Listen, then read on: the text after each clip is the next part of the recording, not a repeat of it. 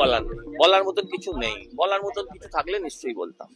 কি বলবো, অপদার্থ নির্লজ্জ একটা সরকার, তাকে বলার মতন কি থাকতে পারে আমার কিছু নেই। এইভাবে 14 জন এই রাজ্যে বেঁচে থাকাটা খবর, মরে যাওয়াটা স্বাভাবিক ঘটনা। এই রাজ্যে কাশ্মীরে উগ্রপন্থী কেমন করে ঢুকলো, ব্যর্থতা। কিন্তু কেমন করে এই চারতলা বাড়িটা তৈরি হয়ে গেল কেউ জানতে পারলাম না আমরা। এটা দক্ষতা এই রাজ্যে। কেমন করে বলবো, উত্তর আমি কেমন করে দেবো বলুন? প্রশাসনের আছে প্রধানমন্ত্রী ওখান থেকে দিল্লি থেকে এই ঘটনার সব প্রকাশ করছেন, আর মুখ্যমন্ত্রী এখন মা মাটি মানুষ গোত্রে পুজো দিচ্ছে। ওখান দিয়ে আগুন বেরোতে ধুমো বেরোলো, তারপর আগুন বেরোলো, ওই পন্থে দেখে আমরা সব বন্ধ করে দিচ্ছি।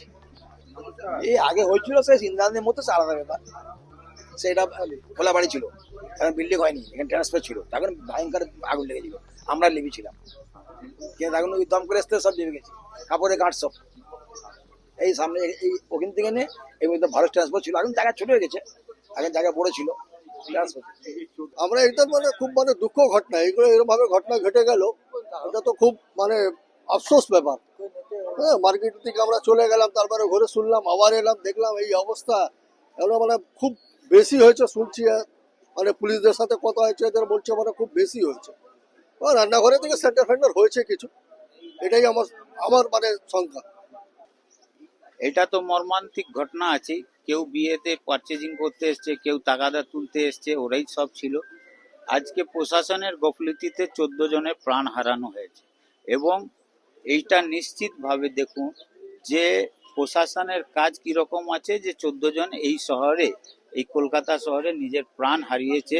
কিছু নেওয়ার জন্য এসেছিল, কিছু দেওয়ার জন্য এসেছিল, ওরা প্রাণ হারিয়েছে। এই ধরনের তো এই দেখা যায় না এর আগে।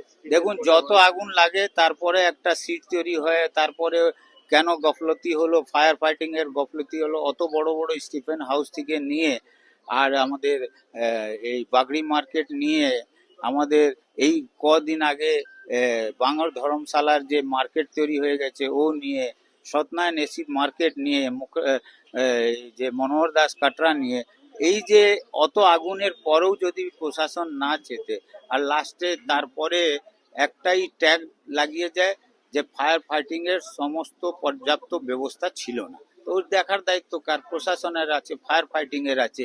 একটা হোটেল চলছে, আমরা তো দেখেছি হোটেলের মধ্যে একজন কেউ সিগারেট খায় তো ওই ফোয়ারাটা চালু হয়ে যায়।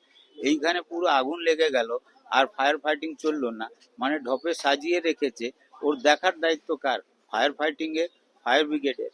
তো এইটা নিজে গফলতির মধ্যে আজকে 14 জনের প্রাণ হারাতে